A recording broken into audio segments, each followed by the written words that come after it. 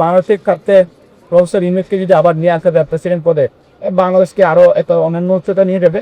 তবে আমার ব্যক্তিগত মনে হয় না যে প্রফেসর ইউনূস আবার বাংলাদেশে আসবে। যেই প্রেক্ষাপটে বা যেই স্বপ্ন নিয়ে ইনি বাংলাদেশে এসেছিলেন যে প্রত্যেকটা রাজনৈতিক দল তাদের স্বার্থের বাইরে গিয়ে জনগণের স্বার্থকে চিন্তা করবে, জনগণের স্বার্থে চিন্তা করবে, বাংলাদেশের স্বাধীনতার সার্বভৌমত্ব অক্ষুণ্ণ করবে। সেই স্বপ্ন, সেই বিষয়গুলি কিন্তু দেখতে পান না। ঢাবির মেয়াদ শেষ না হতেই জামাতের পক্ষ থেকে আমরা গণমাধ্যমের বরাত দিয়ে জানতে পেলাম যে সাদিক কায়েম মেয়র ইলেকশন করবে। একজন ছাত্র হিসেবে, আপনি একজন ছাত্র নেতা হিসেবে উনি দায়িত্বশীল থাকা অবস্থায় এটাকে আপনি কিভাবে দেখছেন?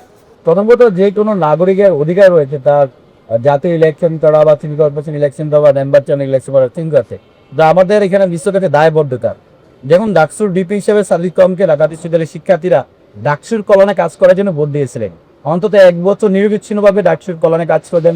ঢাকা বিশ্ববিদ্যালয়ের শিক্ষার্থীদের দুঃখ কষ্ট বেদনা নিয়ে তারা কাজ করবে। কিন্তু আমরা অত্যন্ত পরিতাপের বিষয় আমরা দেখতে পেয়েছি, যখনই জাতীয় ইলেকশন এসেছে তখন কিন্তু আমরা ডাকসুর ডিপি সাদিক কায়েম পড়া জিএস পড়াকে হেলিকপ্টার করে তারা জামাতের নির্বাচনের প্রচারণায় ব্যস্ত হতে দেখেছি। অনেকেই তখন আমরা দেখতে পেতাম যে তারা বলে আমরা রেডিওটিক সংগঠন না, যে দলীয় সংগঠনের পারপাস সার্ভ করি না। তুমি ডাকসুর বিপি ঢাকা বিশ্ববিদ্যালয়ের শিক্ষার্থীদের যে ম্যান্ডেট, যার মধ্য দিয়ে সারা দেশে তার পরিচয় এসেছে, সেই কিন্তু ঢাকা বিশ্ববিদ্যালয়ের শিক্ষার্থীদের ম্যান্ডেটকে উপেক্ষা করে ছাত্র শিবির বা ইসলামী জামাত ইসলামীর ম্যান্ডেটকে তারা বেশি রিপ্রেজেন্ট করার চেষ্টা করেছে। আমি মনে করি এক ধরনের দৈন্যতা, এক ধরনের দ্বিচারিতা, এক ধরনের মুনাফিক কাজ। যেই লক্ষ্যে যে দায়বদ্ধতার জায়গা থেকে আপনাকে নির্বাচনে জয়যুক্ত করা হয়েছে, সেখান থেকে সরে এসে নিজের স্বার্থে নিজের সংগঠনে কাজ করা কতটুকু যুক্তিক সেটা এখন বাবার প্রশ্ন করে আসছে। এখনো ডাকসুর ম্যাপ শেষ হয়, সম্ভবত আরো 5 মাস বাকি। এই সময়ে সিটি কর্পোরেশন নির্বাচন যুক্ত হওয়া, এই তো শিক্ষার্থীদের প্রথম স্বামী। এখন যদি সিটি কর্পোরেশন চলে যায়, ডাকসুর ডিপি হিসেবে দায়িত্ব পালন তো ব্যক্তিও এরকম অন্তর্বর্তীকালীন সময় আবার যদি ভ্যাকান্ট তৈরি হয়, সেখানে কিন্তু আবার ডাকসু ইলেকশন আদৌ হবে কিনা, কারণ শিক্ষার্থীদের মধ্যে একটা দোয়াশও শিখতে হবে যে যাদেরকে আমরা ডিপি নির্বাচিত করবো, জিএস নির্বাচিত করবো, তারা এখান থেকে জনপ্রিয় হয়ে ফেমাস হয়ে তারা তাদের রাজনৈতিক জীবন কর্মপরিকল্পনা তারা সাজাবে, তারা তাদের দলীয় দাসত্ব করবে। সেক্ষেত্রে আমি মনে করি তার ভিতরে সিদ্ধান্ত, তার ব্যক্তিগত সিদ্ধান্ত ভালো হতে পারে, বাট ডাকসু বা ওভারঅল সকল প্রেক্ষাপটে আমি মনে করি একটা অবহন্তিক সিদ্ধান্ত, যে সিদ্ধান্তকে পুরো ছাত্র সমাজের মধ্যে একটা কলঙ্ক ছাপ এঁকে দিতে পারে। বিশ্বাস করি আমি আমার বন্ধু সহযোগিতা হিসাবে সাদিক কায়েমকে আমার অনুরোধ থাকবে যে তার প্রতি যে অর্পিত দায়িত্ব, ডাকসুর যে পুরো মেয়াদ শেষ করেই তার যেখানে ইচ্ছে সে রাজনীতি করতে পারে, কিন্তু এখনই তার রাজনৈতিক পরিবেশটা তো তার এনসিপির আহ্বায়ক নাইজিয়া অত্যন্ত চমৎকার তথ্য দিয়ে ভালো বক্তব্য দিয়েছেন, শুধু খুবই ভালো লেগেছে। তো এটাও পরিতাপের বিষয়ে তিনি যখন বৈষম্যবিরোধী ছাত্র আন্দোলনের সমন্বয়ক ছিলেন, আমিও বৈষম্যবিরোধী ছাত্র আন্দোলনের সমন্বয়ক ছিলাম। এই যে একটা ব্যানার পুরো বাংলাদেশকে ঐক্যবদ্ধ করেছে, সকল শ্রেণী পেশার মানুষ, সকল রাজনীতি দলমত পথের মানুষকে বৈষম্যবিরোধী ছাত্র আন্দোলনের ব্যানার একীকৃত করার পরও আমরা দেখতে পেয়েছি অভ্যুত্থানের সময় বুড়িকল বিশ্ববিদ্যালয়ে, বিশেষ করে ঢাকা বিশ্ববিদ্যালয়ে তাদের দ্বারা বন্ধুবান্ধব তারা ছাড়া অন্য কোনো শিক্ষার্থীদের এখানে এনগেজ করতে পারে নাই। প্রাইভেট বিশ্ববিদ্যালয়ের শিক্ষার্থী বা মাধ্যমিক শিক্ষার্থীরা যারা রামপুরা বাড্ডা থেকে শুরু করে যাত্রাবাড়ি উত্তরা, তারা অত্যন্ত গুরুত্বপূর্ণ ভূমিকা পালন করেছে। কিন্তু অভ্যুত্থানের পরবর্তী সময় উনি যখন উপদেষ্টা ছিলেন, সেই সকল শিক্ষার্থীদের কথা তারা বেমালে ভুলে গেছেন এবং তারা তাদের রাজনৈতিক অভিপ্রায় হিসাবে এনসিপি গঠনের চেষ্টা করেছেন। এখন দেখেন যখন যে ক্ষমতা থাকে তখন কিন্তু তার দায়িত্ব ঠিকভাবে পালন করে না, যখনই সে চলে যায় তখন সমালোচকের ভূমিকা তারা অবতীর্ণ হয়। এই নাহিদ ভাই, আসিফ মাহমুদ, তারাই কিন্তু সর্বপ্রথম প্রেসিডেন্টের কাছ থেকে তারা শপথ নিয়েছে। আমরা একটা নির্বিপ্লবী সরকার গঠন করতে চেয়েছিলাম। গতবার তিনি যে ব্যাখ্যা দিয়েছিলেন যে আমরা এমন একটা পরিবেশ তৈরি করতে চেয়েছিলাম যেখানে আর্মি ক্ষমতা নিতে পারবে না, যেখানে বিএনপি জাতীয় সরকার গঠন করতে পারবে না। দেখুন অভ্যুত্থান পরবর্তী যে 5 আগস্ট থেকে 8 আগস্ট তখন বা পুরো 24 সাল দেখেন বাংলাদেশে তখন পুলিশ, র্যাব, বিজিবি বলেন আর ক্ষমতাবান বলেন, আমলা বলেন, যাই বলেন, এমপি মন্ত্রী সবাই ছাত্রদেরকে মূল্যায়ন করতো।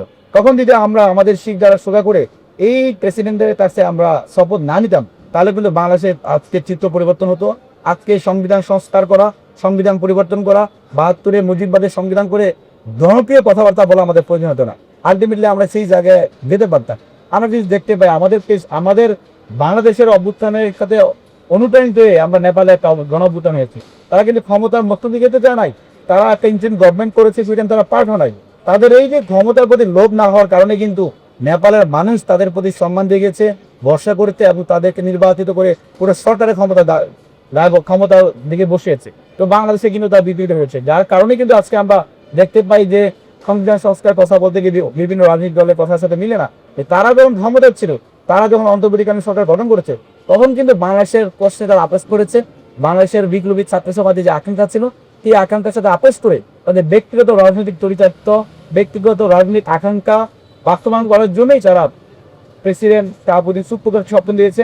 আমি মনে করি বিএনপি যেভাবে জাতীয় সভায় গণমত দেয়নি, একইভাবে নাহিদ ইসলাম আসিফ তাদেরও দায় রয়েছে শাহাবুদ্দিন সুপ্পুকে ক্ষমতায় বসে হাসতে বাংলাদেশের টাকাপত্রের যারা।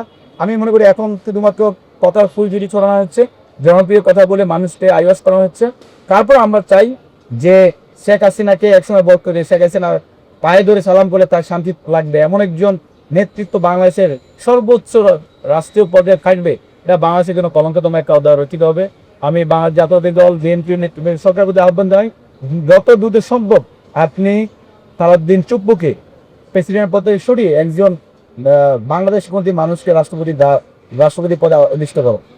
আমি এই প্রসঙ্গে একটু যুক্ত করতে চাই, সেটা হচ্ছে যে যদি ডক্টর ইউনূস স্যারকে রাষ্ট্রপতি হিসেবে দায়িত্ব দেয়, সেটা আপনারা মেনে নেবেন কিনা বা সেটাকে কিভাবে দেখছেন? দেখুন, প্রফেসর ইউনূস যখন বাংলাদেশে অন্তর্বর্তীকালীন সরকার দায়িত্বে এসেছে, মানে কি বলে যে প্রফেসর ইউনূসের দায় কতটুকু বা কতটুকু সে করছে দেশ, আমাদের সবার মাথায় রাখা উচিত।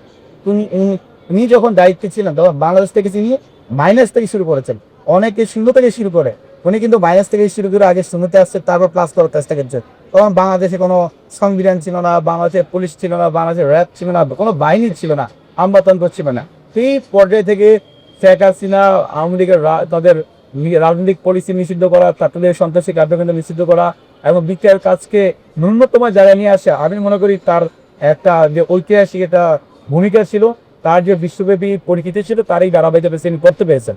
আমি মনে করি বাংলাদেশের ক্ষেত্রে প্রফেসর ইউনূসকে যদি আবার নিয়ে আসা যায় প্রেসিডেন্ট পদে, বাংলাদেশকে আরও একটা অন্যান্য উচ্চতা নিয়ে যাবে। তবে আমার ব্যক্তিগত মনে হয় না যে প্রফেসর ইউনূস আবার বাংলাদেশে আসবে। যেই প্রেক্ষাপটে বা যেই স্বপ্ন নিয়ে ইনি বাংলাদেশে এসেছিলেন, যে প্রত্যেকটা রাজনৈতিক দল তাদের স্বার্থের বাইরে গিয়ে জনগণের স্বার্থকে চিন্তা করবে, জনগণের স্বার্থে চিন্তা করবে, বাংলাদেশের স্বাধীনতার সার্বভৌমত্ব অক্ষুণ্ণ করবে, সেই স্বপ্ন সেই বিষয়গুলি কিন্তু দেখতে পান না। ওভারঅলি আমি মনে করি তার যেহেতু যতটুকু সম্মান মর্যাদা আছে, তার সেই সম্মান মর্যাদা নিয়ে তাকে থাকা উচিত। আবার নতুন কোনো একটা আমরা নতুন কোনো ছবি, নতুন কোনো মত আসেন, এই মতের মধ্যে বাংলাদেশে আবার বহির্বিশ্বের রূপান্তরে নতুনভাবে তৈরি করা যাবে। আচ্ছা ঠিক আছে, আরেকটু যুক্ত করি, সরি 2 মিনিটে দিয়েন। সর্বশেষ বৈষম্য বিরোধী ছাত্র আন্দোলনের এক অংশ 2 অংশ হয়ে গেছে, ভাগাভাগি হয়ে গেছে, এবং এক অংশকে অভিযোগ করছে যে তারা গণভোটের টাকা লুট করেছে। দেখুন, আপনারা যখন বলেন বৈষম্য বিরোধী ছাত্র আন্দোলন টাকা পয়সা লুটপাটের সাথে জড়িত, অন্যায় অনিয়মের সাথে জড়িত, তখন আমার হৃদয় রক্তকরণ হয়। কারণ আমি নিজে বৈষম্য বিরোধী ছাত্র আন্দোলনের কেন্দ্রীয় সমন্বয়ক ছিলাম, বা এই বৈষম্য বিরোধী ছাত্র আন্দোলন একটা ঐতিহাসিক প্ল্যাটফর্ম, একটা পবিত্র ব্যানার ছিল, যেই ব্যানারের আহ্বানে পুরো বাংলাদেশে 18 কোটি মানুষ ঐক্যবদ্ধ হয়ে শেখ হাসিনার বিরুদ্ধে লড়াই সংগ্রাম করেছে। তো অত্যন্ত পরিতাপের বিষয়, উদ্বেগের বিষয় যে অভ্যুত্থান পরবর্তী সময় আমরা যে স্বপ্ন নিয়ে একটা অবস্থান ঘটিয়েছি, সেই ব্যানারকে কলুষিত করা হয়েছে। অনেক অনিয়ম, দুর্নীতি অভিযোগ আমরা এখন পর্যন্ত। সর্বশেষ ত্রয়োদশ জাতীয় সংসদ নির্বাচনে যে গণভোটের জন্য তার প্রতারণার জন্য কোটি কোটি টাকার কথা শুনতে পেয়েছে, তাদেরই সহযোদ্ধা বৈষম্য বিরোধী ছাত্র আন্দোলনের মুখপাত্র তিনি অভিযোগ করেছেন, এবং পরবর্তীতে আহ্বায়ক তিনিও বলেছেন তারা 1 কোটি টাকা পেয়েছেন। দেখুন, আমরা ছাত্রলীগের পরিষদের পক্ষ থেকে 877 জন কোঅর্ডিনেটর হিসাবে পুরো বাংলাদেশে হেয়ার ভোটের ক্যাম্পেইন করেছি, আমরা কিন্তু 1 টাকা পাই নাই। আমার মনে হয় অন্য কোনো ছাত্র সংগঠন তারা 1 টাকা পায় নাই। এই যে তারা হাতে গোনা কিছু প্রোগ্রাম করেছে, তাদের বাংলাদেশে পুরো সাংগঠনিক কোনো কর্ম পরিকল্পনা নাই, কর্মপরিধি নাই, সেখান থেকে তাদেরকে বৈষম্য বিরোধী ছাত্র আন্দোলন ব্যানার দিয়ে 1 কোটি টাকা নিয়ে এসে এর মধ্য দিয়ে শিক্ষার্থীরা একসময় তারা সকল মানুষের কাছে সম্মানের পাত্র ছিল, শ্রদ্ধার পাত্র ছিল, তারা কিন্তু এরকম কলুষিত কাজের কারণে আজকে দুর্নীতি হয়ে যাচ্ছে। আমি মনে করি বৈষম্য বিরোধী ছাত্র আন্দোলনের রিফাত বশির বারো যারা এই কর্মকাণ্ডের সাথে জড়িত, এবং যে বাংলাদেশ ব্যাংক কিসের ভিত্তিতে তাদেরকে 1 কোটি টাকা দিল, সেইগুলোর একটা তদন্ত কমিটি গঠন করা উচিত, এবং তাদেরকে স্পষ্ট বয়ান দিতে হবে জনগণের ব্যাড ট্যাক্সের টাকা নিয়ে তারা দুর্নীতি করতে পারবে না, তারা এই টাকা মেরে দিতে পারবে না। অবশ্যই যদি তারা সুস্পষ্ট তথ্য প্রমাণের ভিত্তিতে যদি তাদেরকে অভিযুক্ত করা যায়, তাদেরকে যথাযথ আইনের প্রয়োগের মধ্যে দিয়ে আইনের আইনের ব্যবস্থা, আইনের মধ্যে দিয়ে তাদেরকে নিয়ে আসা উচিত। 1 জানুয়ারি 2026 ইউটিউব জার্নালিজমের অগ্রদূত changeTV.press সংগ্রাম মুখর 7 বছর পেরিয়ে পা রাখলো গৌরবান্বিত 8 বছরে। এই আনন্দ প্রহরে সবাইকে নিরন্তর শুভেচ্ছা। আমি নিজেকে ধন্যবাদ মনে করি, আমি সৌভাগ্যবান। চেঞ্জ টিভির পক্ষ থেকে আমার সাক্ষাৎকার নেওয়ার জন্য তারা আসছেন এবং চেঞ্জ টিভি দীর্ঘ 8 বছর ধরে এই কাজগুলি করছে। আমি তারা অনেক ভালো কাজ করেছেন, দেশের মানুষের সুখ দুঃখের কথা প্রত্যক্ষ তুলে ধরছেন। আমার আশা থাকবে চেঞ্জ টিভি সামনের দিকে উত্তরোত্তর আরও সমৃদ্ধ হবে।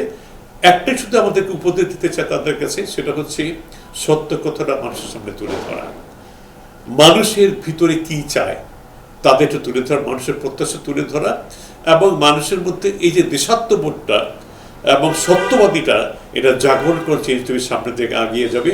এবং যারা দেশের কথা চিন্তা করে এবং দলমত নির্বিশেষে যে লোকগুলো আছে তারা দেশের কথা চিন্তা করে, দেশের উন্নয়নের কথা চিন্তা করে, কোনো পক্ষপাতিত্ব করে না, তাদের বক্তব্য দেশের মানুষে তুলে ধরা, এই কাজগুলি সামনে এগিয়ে নিয়ে যাবে, এটা আমাদের প্রত্যাশা। অনেক ধন্যবাদ আপনাদেরকে, দেশবাসীকে, দেশবাসী সবাইকে আমি ধন্যবাদ জানাচ্ছি। changeTV.press